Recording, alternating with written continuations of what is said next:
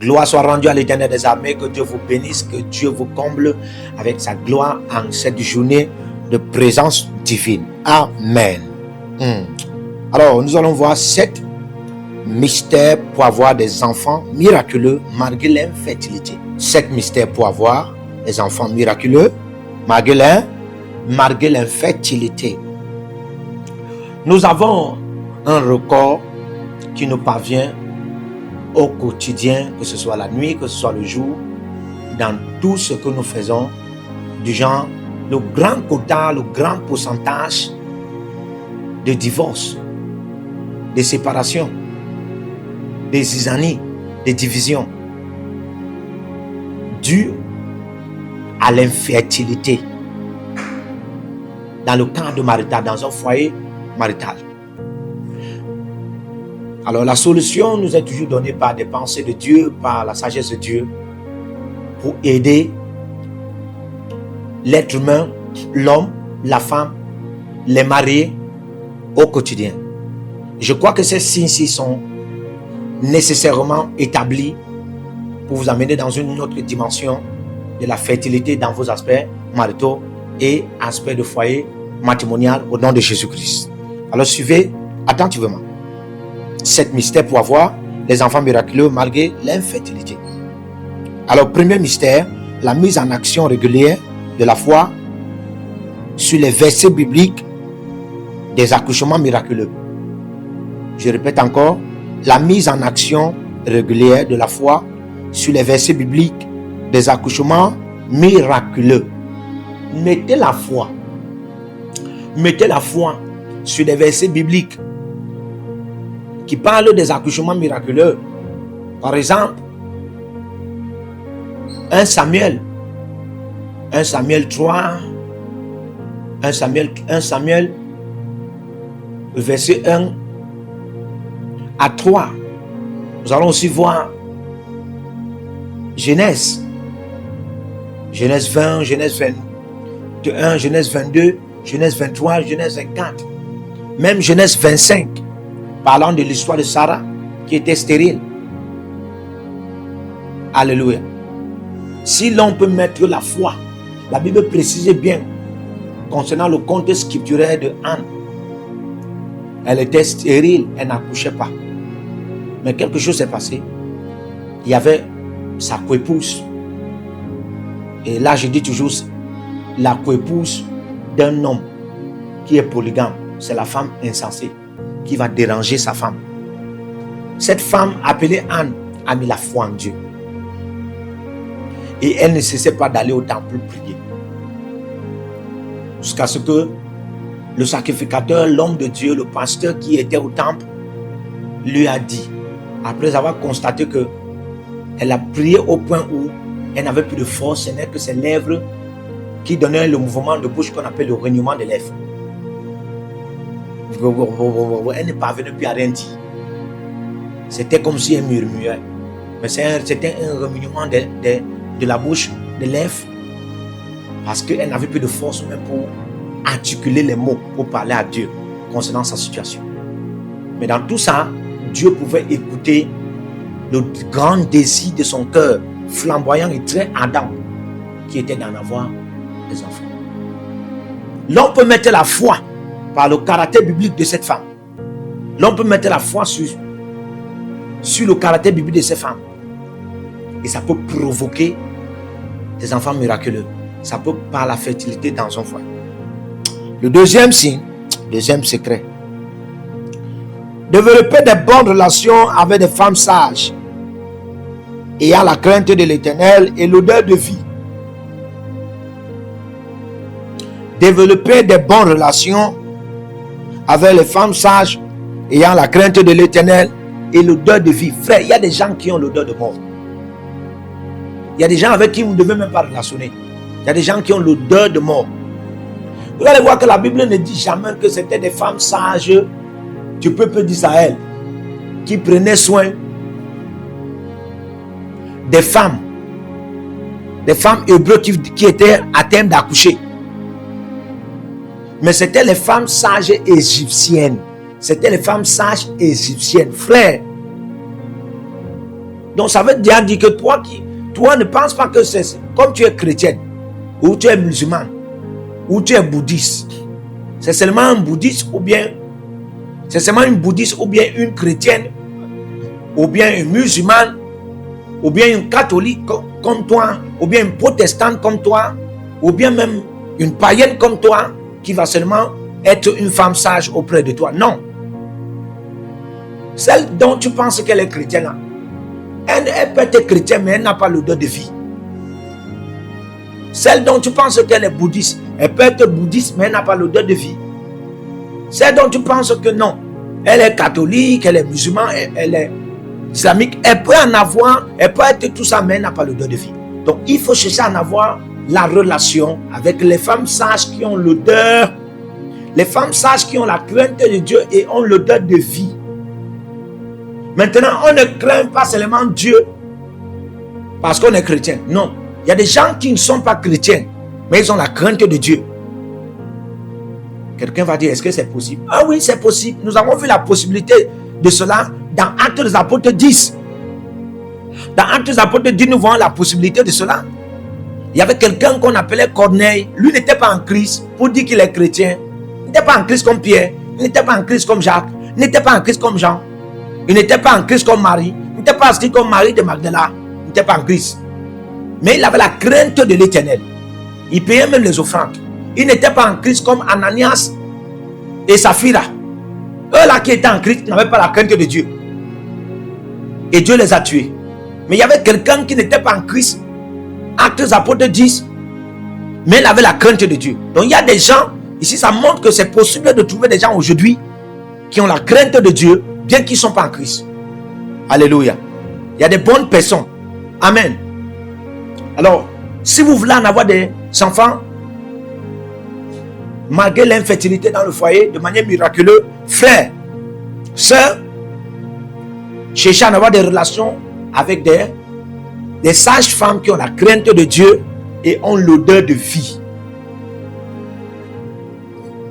Troisième secret, développer l'amour. Développer l'amour envers les enfants de votre voisinage, priant à Dieu par cet amour dans votre cœur. Dans Proverbe 4, le verset 24, le verset 23, la Bible dit: garde ton cœur, car de là surgit la vie. Ou encore les histoires de la vie. Ou encore les dessins de la vie. Ou encore les voies de la vie. Alléluia. Garde ton cœur. Tu veux en avoir des enfants miraculeux dans ton foyer, malgré l'infertilité, que ce soit l'homme, que ce soit la femme. Écoutez-moi très bien. Voici le secret que je vous donne. Développez l'amour pour les enfants de votre voisinage, priant à Dieu par cet amour dans votre cœur. Frère, c'est possible.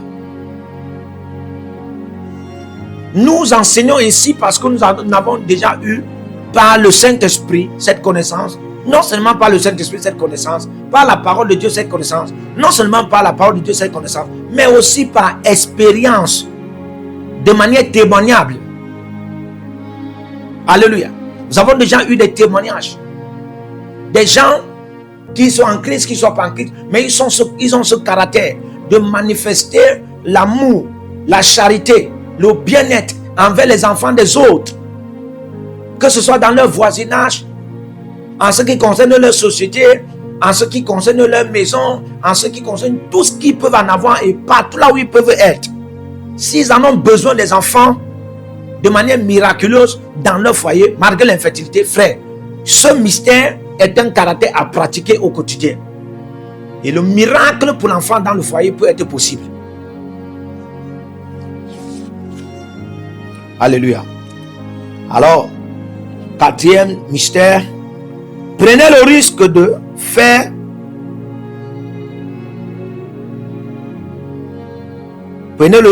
le vœu des enfants ou de l'enfant que vous voulez à Dieu avant votre enseignement et accouchement. Prenez le risque de faire le vœu des enfants ou de l'enfant que vous voulez de la part de Dieu avant votre enseignement et accouchement. On a vu cela. Dieu a dit, non, Dieu n'a rien dit à Anne dans 1 Samuel 1, le verset 9 à 11. Après qu'elle a pleuré tout ce qu'elle a eu à pleurer là au temple, le genre de prière qu'elle faisait là, la Bible déclare qu'elle-même s'est tue. Et elle a dit à Dieu, si tu me donnes un fils, je te le donnerai, je te le consacrerai. C'est un risque qu'elle prenait. Une femme qui a fait des années. Une femme qui a fait des années sans enfant. Subitement, elle n'a même pas encore cet enfant. Elle commence à dire à Dieu qu'elle ne voit pas.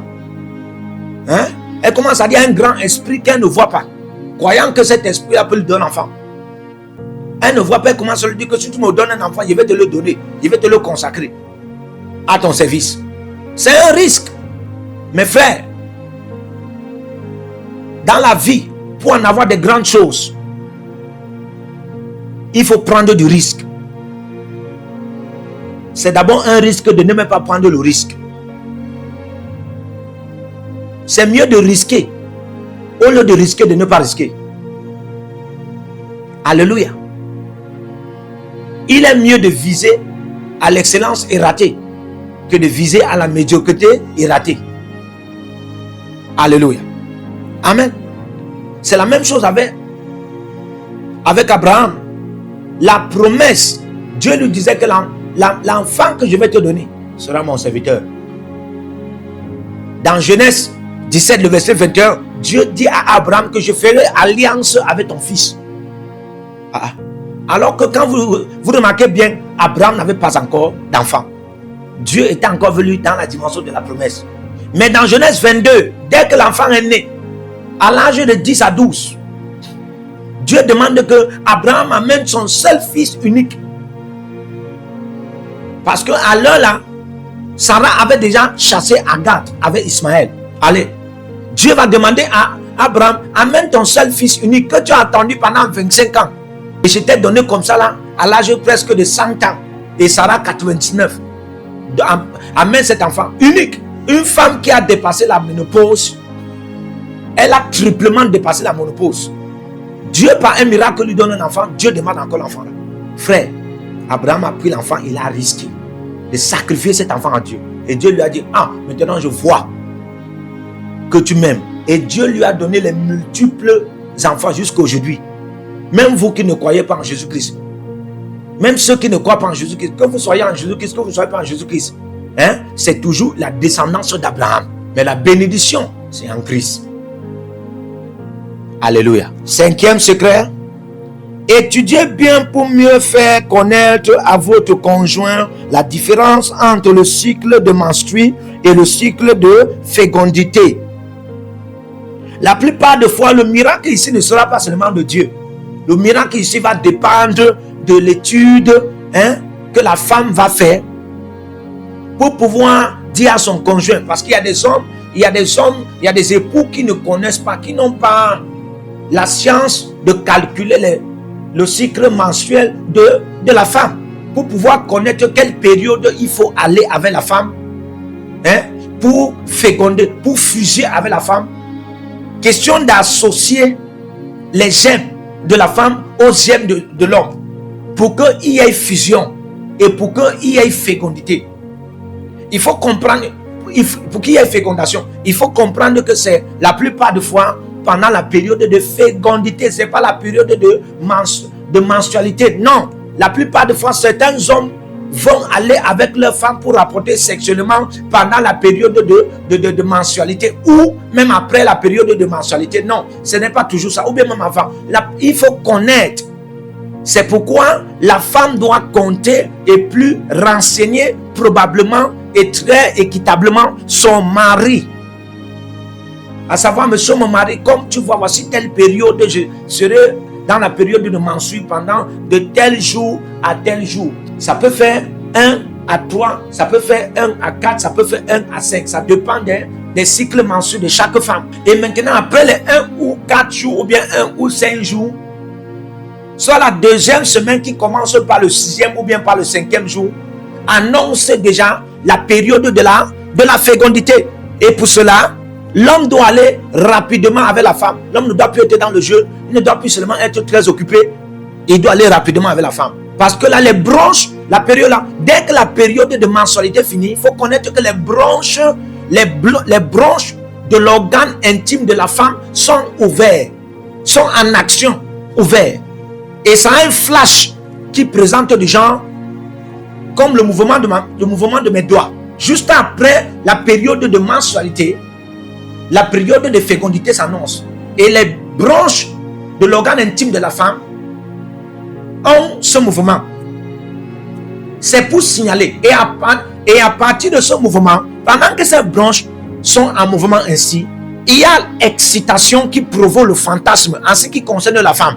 La femme aura le grand désir pour venir vers l'homme. Et quand la femme vient vers l'homme, l'homme ne doit pas commencer à dire « je suis occupé ». Non. Si vous voulez des enfants, voilà un secret. Alléluia. Amen. Alors je prie le Seigneur qui vous accorde la grâce d'assimiler ces secrets et de les mettre en pratique, et que des enfants miraculeux surgissent dans votre foyer au nom de Jésus-Christ. Que la paix soit dans des foyers qui n'ont pas des enfants au nom de Jésus, et que les enfants soient. In Jesus' name. Amen. Seigneur vous bénisse. Partout vous êtes connectés au prophète Jérémie Naou, à la source de feu de Jéhovah Kamira. Donc si vous vous connectez par vos semences, vous allez puiser du feu, le feu dévorant. Donc connectez-vous maintenant partout où vous êtes. Au Togo, voici, nous avons le fruit de Togo. Connectez-vous maintenant. Togo, connectez-vous et puisez le feu dans vos batailles. Vous êtes en Côte d'Ivoire, connectez-vous maintenant par MTN et libérez votre semence par Wave sur Flows ou Homme sur MTN et puisez le feu dévorant du Saint-Esprit dans vos batailles. Au Gabon, maintenant prenez les contacts et libérez votre semence. Libérez votre semence maintenant. Connectez-vous. Et que toutes ces prières, toutes ces déclarations, tous ces enseignements deviennent maintenant votre héritage et siègent dans votre sang. Siègent dans votre sang et deviennent l'héritage de vos enfants. Partout où vous êtes, vous pouvez aussi libérer votre semence par RIA ou par MoneyGram. Et vous mettez le nom du prophète Jérémie Naou qui est là, sur la fiche, et vous mettez le pays de Togo, et vous mettez mon contact, et vous verrez la gloire de Dieu. Et le Seigneur ne manquera pas de vous bénir. Et vous pouvez aussi vous inscrire à l'école prophétique des Incarnations, à l'Institut biblique L'Aigle de la Révélation. Vous êtes un jeune pasteur, inscrivez-vous maintenant. Et vous voulez une section de délivrance personnelle, inscrivez-vous maintenant. Vous voulez une consultation prophétique personnelle ou VIP, inscrivez-vous maintenant. Vous avez quelqu'un qui a été malade et vous voulez que je prenne soin de la personne et que je prie pour la personne. Vous avez quelqu'un qui a une maladie qu'on ne comprend pas, inscrivez-vous maintenant et vous verrez la gloire de Dieu. Tous ces enseignements, ces prières sont à vous, c'est votre héritage. Utilisez-les, priez avec, partagez et vous verrez la gloire de notre Seigneur Jésus-Christ de Nazareth. Et n'oubliez jamais, avant de partir, libérez vos semences et écrivez: l'Éternel a parlé, l'Éternel a agi. Shalom.